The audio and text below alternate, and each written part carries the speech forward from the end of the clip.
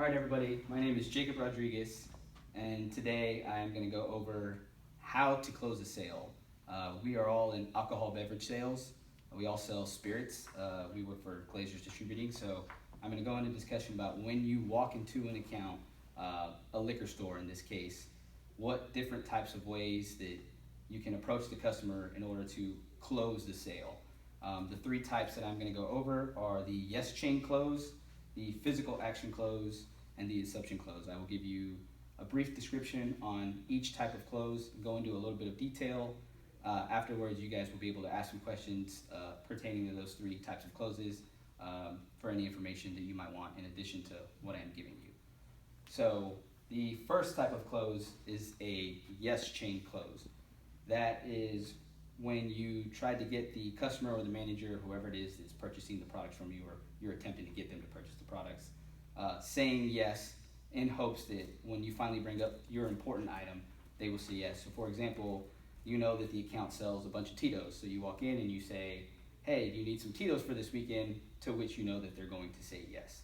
You also know that the account sells a lot of twisted shots, and you know that they're going to say yes to an order for that. You know that that particular account might like t-shirts and things of value, so you're going to say, hey, do you need some Tito's? Do you need any more twisted shots for the weekend? And would you like some t-shirts? All of which they're going to say yes to.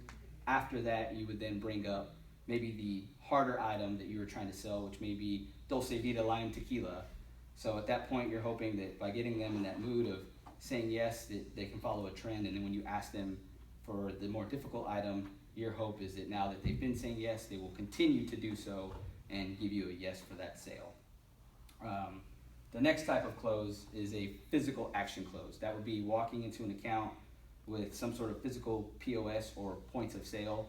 It could be a t-shirt, it could be a wooden rack to display in the store, it could be a tin sign which would go on their wall. So what you're doing is you're walking into that account already with that piece of POS in hand.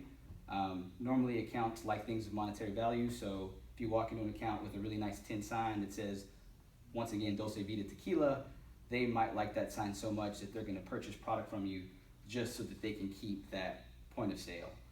It may be a rack that looks really nice on the floor of their store. They want customers to walk in the front door and see a really nice display with product displayed on this nice wooden rack, so when you walk in with that, then you would hope that they're not going to want it to leave the store, because they're going to want to keep it and therefore would purchase product from you. The third type of close is an assumption close. So at this point, you're assuming that they want the product that they have, as we talked about earlier, something like Tito's Vodka or say Ciroc. If they have a new flavor, you know that they're going to want it. The sales of that are so strong that the odds of them saying no to the new Crown Royal flavor or new Ciroc flavor are very small. So if there's Crown Royal apple, Regal apple that comes out, you're not asking, would you like to purchase it? Do you want to taste it? Is it something you're interested in? You know that Crown Royal is so popular and all the flavors have done so well that they're going to want that flavor. So you walk in and you ask, when do you want me to ship this? You already know, you're assuming that you're getting the sale. And so instead of wasting time with all the other variables, you're just going to ask them when they want it. You're going to assume they want it. And oftentimes when it's used in the right moment, they will just tell you when they want it. And it's a very easy sale. It's more a matter of quantity, how much they want, than whether they want it or not in the first place. So in conclusion, those are the three types of closes. Those are the three main types of closes that I feel help the most in closing a sale when walking into a liquor store. That being said, do you guys have any questions?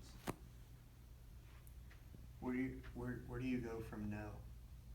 So obviously there are three types of closes. These are the three main types. There are also other ways, other types of closes. If you see that one type is not working, revert to something else. So if you walk in and you're just trying to use the yes chain close and you're trying to get them to say yes and they give you a no where you kind of didn't expect one, then at that point, maybe you use a physical action close. You might have some POS in your car, or you might have a rack or something available at our warehouse that you're able to use.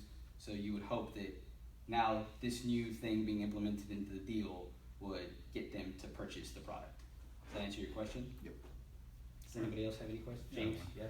Yes, on an assumption close, suppose they ask you for something in return physical, but you don't have it on you. So at that point, obviously you don't want to let the sale go. You would ask them if it would be okay if you brought that at a later time. So if you go to CK Liquor and the gentleman wants t-shirts or a rack or the Dolce Vita metal sign, and you know that you have those tools, you're assuming he wants to purchase it. When he then, comes back at you with, I want a rack, if you know you have those available, then you would ask him if you can bring it at a later date. Hey, can I ship this product for your Wednesday delivery? And by Thursday I will go to my warehouse and pick that rack up. So that would be your next step, and hope that he would be okay with those terms. Does that answer your question? Yes, it does. Anybody else? What do you find is the most successful method? So for me, I believe the physical action close is the most successful way to close a sale. The accounts, a lot of them are the owners, and usually when you walk into an account, the gentleman you're talking to is the owner of that account. It's his money and his investment, so they love anything of monetary value. So when you have a rack or t-shirts or a wooden sign for their ceiling or a lit up sign, those things do cost a lot of money. They know that. So usually when you have something physical that you can give them that is of substantial monetary value, they're the most likely, to say yes, because they do want that item of value. Does that answer your question? Yeah. All right, so thank you guys for coming out today. Appreciate the questions and the feedback, and have a good night.